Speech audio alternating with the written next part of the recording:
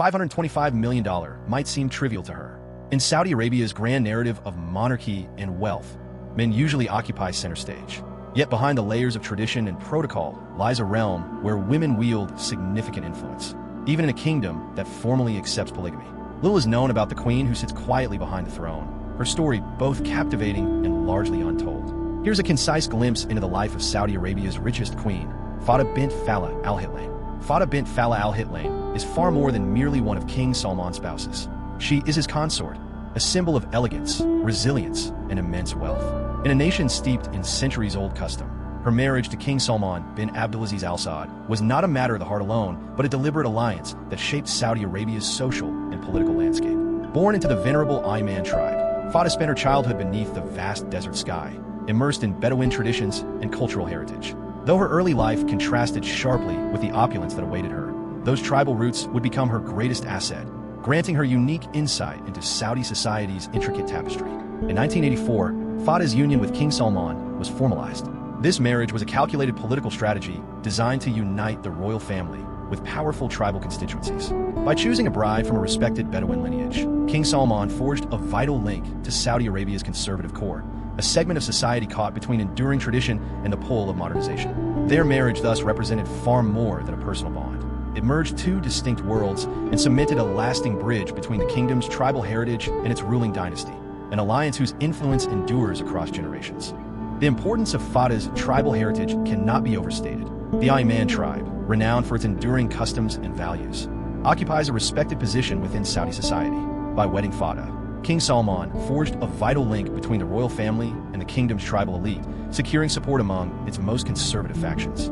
This alliance was a calculated masterstroke, deftly balancing power and tradition in a society defined by both. As Salman's third wife, Fahda's influence quietly permeated the palace. Her deep tribal insight and nuanced grasp of Saudi social dynamics became a political asset, subtly informing decisions at the highest level. Their marriage transcended mere matrimony. It was a strategic partnership destined to shape the trajectory of the Saudi royal family and the nation itself. Behind every great leader stands a guiding force. And for Mohammed bin Salman, MBS, that force is his mother, Fahda bint Fallah al-Hitlain. Her role extends far beyond that of the king's consort. She is the architect of a leader who embodies Saudi Arabia's dual identity, progressive yet conservative, measured yet bold. From his earliest years, Fahda recognized MBS's exceptional intelligence, charisma, and ambition, quietly nurturing his political instincts. Though her counsel remains largely hidden from public view, insiders attest to her profound influence over her son's decisions. Her strategic wisdom has helped him navigate the complex currents of Middle Eastern politics, ensuring his actions are calculated and impactful. In moments of seismic change, such as the 2017 Saudi purge, Fahda was not merely an observer, but a powerful advisor, shaping the sweeping shakeup that reverberated throughout Saudi governance and beyond.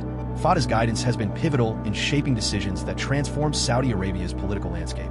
In the complex arena of Saudi governance, she has served both as a steady beacon and a formidable strategist. Her counsel carries exceptional weight with her son, influencing choices whose effects ripple across the kingdom.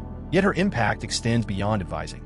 It lies in her ability to unite disparate factions by blending deep tribal wisdom with a nuanced grasp of Saudi power dynamics. Amid sweeping societal change, one woman's quiet influence has proven both transformative and enduring.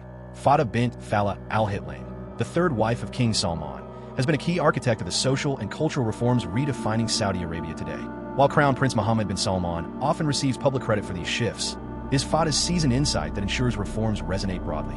Her role has been especially crucial in advancing women's empowerment. Drawing on her intimate knowledge of Saudi society and unwavering commitment to gender equality, she has helped shape policies designed to dismantle barriers and expand opportunities for women. Education, she believes, is the greatest catalyst for change.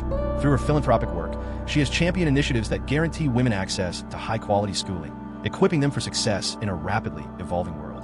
Fahda's advocacy extends into the workplace as well. She has actively supported efforts to increase women's participation in the economy, driving policy reforms that open career paths previously closed to them. By leveraging her influence, Fahda has played a decisive role in creating a more inclusive Saudi society, one in which women can fully contribute to the kingdom's future. While MBS often takes center stage in promoting these reforms, Fahda's seasoned guidance ensures they connect meaningfully with everyday Saudis. Her talent for harmonizing tradition with progress has been crucial in crafting policies that modernize Saudi Arabia without sacrificing its cultural identity. Drawing on her deep tribal insight and keen grasp of the kingdom's power dynamics, Fada serves as an indispensable advisor on social change. Her role extends far beyond drafting policy. She actively participates in bringing reforms to life, collaborating with stakeholders across society to guarantee their effective implementation. By tapping into the cultural heartbeat of Saudi Arabia, Fada has become a vital voice in shaping public perception and acceptance of these changes. Fada's dedication to women's empowerment and societal advancement has left an indelible mark on the kingdom's social fabric. Through targeted philanthropic work in education and healthcare, she fosters gradual yet lasting progress, exemplifying how influence can be wielded with responsibility and purpose. She is not alone among Arab royalty driving positive change. Jordan's Queen Rania Al Abdullah, with an estimated net worth of $750 million, is celebrated for her advocacy in public health and education and her outspoken opposition to honor killings. Born in Kuwait and displaced by the Gulf War in 1991, Rania met Jordan's now-King Abdullah II at a party in 1993, marrying him just 6 months later. Queen Rania stands out as a powerful global champion for education, healthcare, and women's rights, providing one of the most progressive female voices in the Arab world. Next is Lala Salma of Morocco, whose net worth is estimated at $2.1 billion. As Morocco's princess consort, the first wife of a Moroccan monarch to receive a public royal title, she represented King Mohammed VI at international forums and spearheaded initiatives in cancer and HIV/AIDS prevention across Africa. Although she has not appeared publicly since December 2017, and rumors suggest she and the king may be divorced, her legacy of advocacy remains significant. Following her is Sheikha Moza of Qatar, also believed to hold assets worth $2.1 billion. The wife of former Emir Sheikh Hamad bin Khalifa Al Thani, she co-founded and chairs the Qatar Foundation for Education, Science, and Community Development. A recipient of multiple honorary degrees, Sheikha Moza has been instrumental in advancing education and community development in Qatar. Finally, there is Queen Salia of Brunei, whose personal fortune is estimated at an astonishing $28 billion. Queen Salia is the current Queen of Brunei and the wife of Sultan Hassan Al Bolkiah.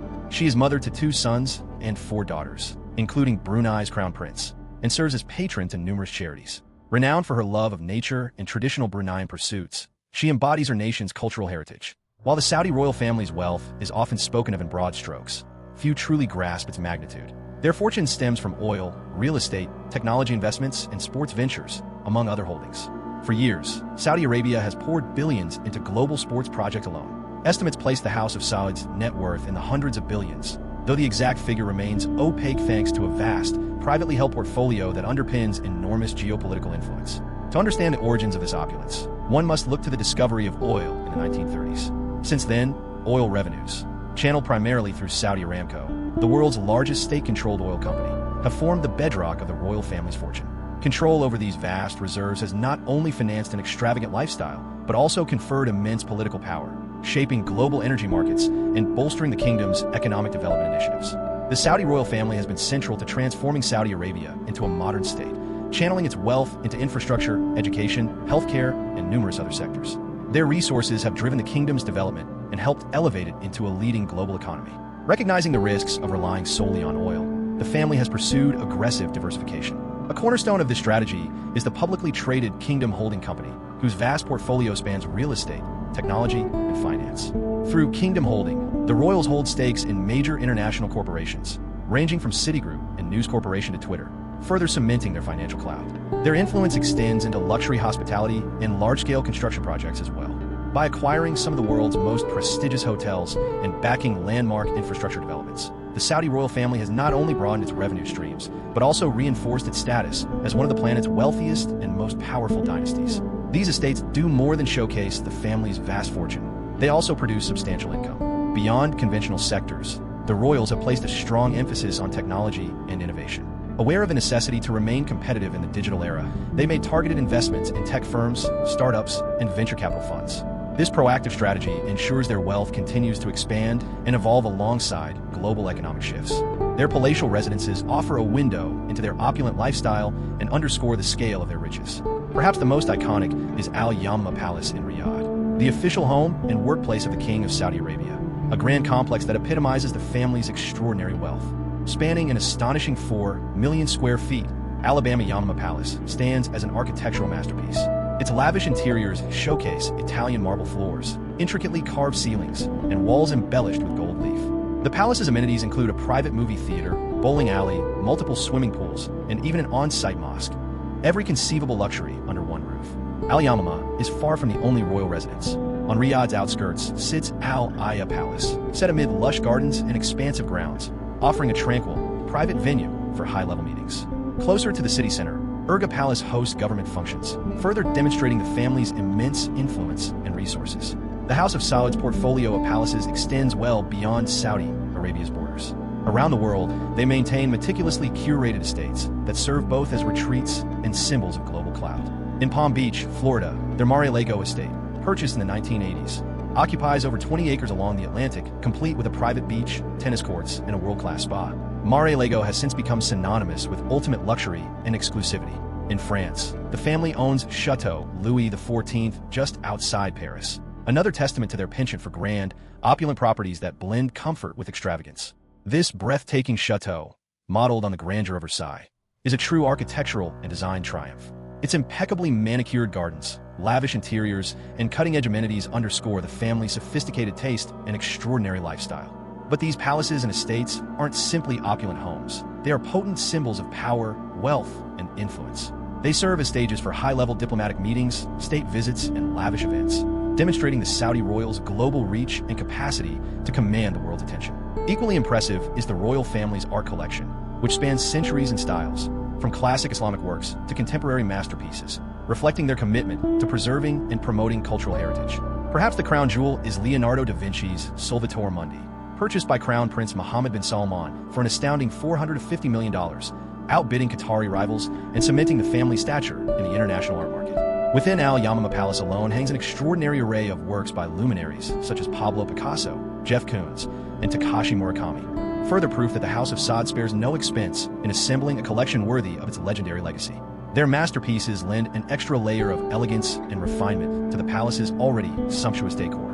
But the family's art holdings extend far beyond royal residences.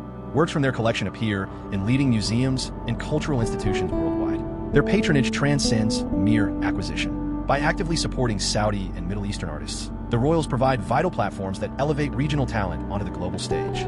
Equally noteworthy is their dedication to safeguarding cultural heritage. The Saudi royal family has financed the restoration and preservation of historic mosques, palaces, and archaeological sites across the kingdom, ensuring these irreplaceable landmarks endure for future generations to study and admire. Even Prince Mohammed bin Salman, a leading figure in the Saudi royal family, owns the spectacular super yacht Serene, valued at around $400 million.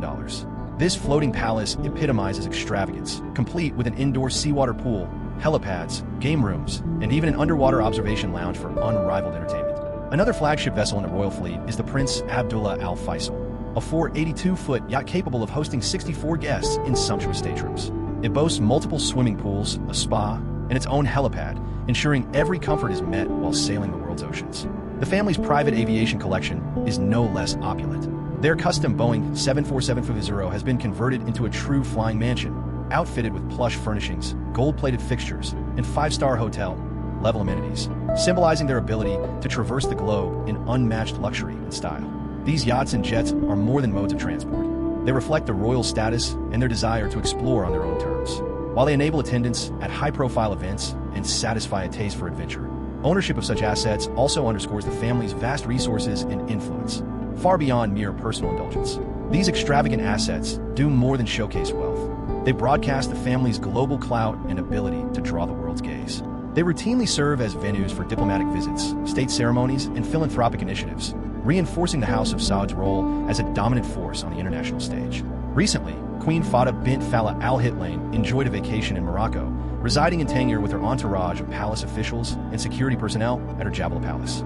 Several fellow royals from UAE, Kuwait, and beyond joined her as they spent days taking in Tangier's scenic coastline before traveling to Marrakesh, the famed Red City celebrated for its rich culture. Marrakesh has long attracted luminaries such as Spain's Prime Minister Pedro Sanchez and media icon Oprah Winfrey. Yet even immense wealth cannot erase certain hardships. As Queen Fahda herself has acknowledged, Arab women, regardless of title, often lack visibility and a genuine voice. Despite her position and privileges, she confronts the same systemic gender barriers that limit women's full participation across the region. In Saudi Arabia, sometimes portrayed as advancing women's rights, deeply rooted restrictions persist, reminding us that status alone cannot overcome entrenched inequality. Although Saudi Arabia has made notable strides, lifting its driving ban on women and expanding educational and job opportunities, deep-seated gender inequalities remain entrenched. Women still face restrictions on their movement, require male permission for many decisions, and lack equal legal rights and protections. Despite recent reforms, they continue to be sidelined from public sphere. Across the Arab world, women have long battled invisibility and marginalization, often confined by traditional gender norms and societal expectations. This lack of representation severely limits their ability to advocate for themselves or influence policymaking. A particularly urgent challenge is gender-based violence. Sexual harassment, assault, and domestic abuse remain widespread, yet social stigma and weak legal safeguards force many victims into silence. The Arab Spring, which once held the promise of broader freedoms, ultimately exposed, rather than resolved, the everyday discrimination and violence Arab women endure. Although women marched alongside men demanding reform, their role was romanticized only briefly. When calls for gender equality gained prominence, they encountered fierce backlash and were quickly relegated back to second-class status. Qatar has achieved remarkable progress in education. Women now comprise 70% of its university student body. Expanded educational access has empowered women with the skills and knowledge needed to pursue their ambitions, challenging traditional gender norms and enabling them to transcend societal expectations. Yet despite these advances, persistent challenges remain across Qatar and other Arab nations. A notable example is the enduring practice of cousin marriage, deeply embedded in cultural tradition. In Qatar, data from 2010 showed that 47% of marriages occur between blood relatives. While such unions are often defended as a way to preserve family lineage and cultural identity, they also carry heightened risks of genetic disorders and health complications for offspring. Recognizing these dangers, public health campaigns in Qatar have begun raising awareness about the medical implications of consanguineous marriage and encouraging couples to consider alternative marital choices. Healthcare institutions are likewise prioritizing initiatives to protect public health and promote healthier family structures. Crucially, preserving cultural heritage must not come at the expense of women's autonomy. Though cousin marriage remains a long-standing custom, it should not restrict women's rights or limit their life choices. Culture evolves, and Qatar's younger generation increasingly balances respect for tradition with a global outlook, embracing the understanding that customs should never impede women's freedom to decide their own futures. As Qatar and the wider Arab world undergo rapid social change, there's growing hope that restrictive customs curtailing women's choices will gradually fade, clearing a path toward greater gender equality and broader social progress. One flashpoint of debate in Qatar has been the reaction to a job advertisement recruiting Qatari women as domestic supervisors. Critics argued that framing women primarily as household overseers demeaned their dignity, reinforced antiquated stereotypes, and curtailed their professional prospects. The uproar highlighted the urgent need to challenge outdated norms and acknowledge the full spectrum of roles women can occupy in modern society. In Western media, Arab women are too often reduced to monolithic tropes, voiceless, oppressed, or veiled, obscuring the true breadth of their experiences and contributions. In reality, Arab women have long been at the forefront of social and political movements, standing shoulder to shoulder with men to demand reform, justice, and freedom. Their courage and resilience have driven meaningful change, yet mainstream coverage remains woefully inadequate. Studies show Arab women appear in hard news stories only 1/5 as often as men, perpetuating their invisibility in public discourse. This chronic underrepresentation not only hampers their ability to advocate for their rights, but also entrenches harmful misconceptions. To advance gender equality and social justice, it is essential to amplify Arab women's voices, celebrating their diversity, agency, and indispensable impact. Even in countries like Egypt, where women were pivotal to revolutionary uprisings, their presence in formal politics remains disproportionately small, underscoring how much work still lies ahead. Of the 508 seats in Egypt's parliament, just 8 are held by women, and 4 of those belong to the Muslim Brotherhood, a party known for its resistance to women's rights. This glaring disparity underscores the uphill battle Arab women face in securing genuine political representation. Although there have been incremental gains, such as Egyptian women gaining the right to file for divorce without spousal consent, these reforms merely restore rights long granted by Islamic law rather than charting new ground. True progress requires expanding women's presence in positions of political leadership. Visible female role models are essential. They demonstrate that governance is not a male-only domain and inspire other women to pursue public office. Yet moving from token representation to meaningful leadership demands deliberate action to dismantle entrenched biases and systemic obstacles.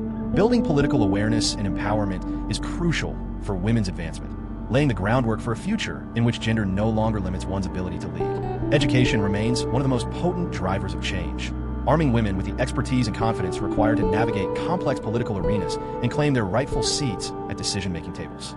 Yet despite notable gains, formidable obstacles continue to cloud the outlook for women's rights in parts of the Arab world. In several countries, the resurgence of political Islam has raised alarms about potential rollbacks of hard-won freedoms. In Tunisia and Egypt, for example, religious rhetoric has sometimes been deployed to justify restrictions on women, using patriarchal readings of Islamic teachings as tools of discrimination. It is crucial, however, to distinguish between Islam's core principles, which champion justice and equality, and the narrow interpretations imposed by patriarchal structures. By contesting these restrictive readings and promoting an inclusive, egalitarian understanding of their faith, women's rights advocates are reclaiming Islam as a source of empowerment rather than oppression. Their work paves the way for a future in which women are not merely visible, but respected as leaders within their communities and beyond. Moreover, the fight for gender equality must embrace the full diversity of Arab women, across socioeconomic classes, ethnicities, and backgrounds, whose varied experiences enrich the broader narrative. Amplifying these voices is essential to building a more equitable society. If you enjoyed this video, click on the card appearing on your screen for more content.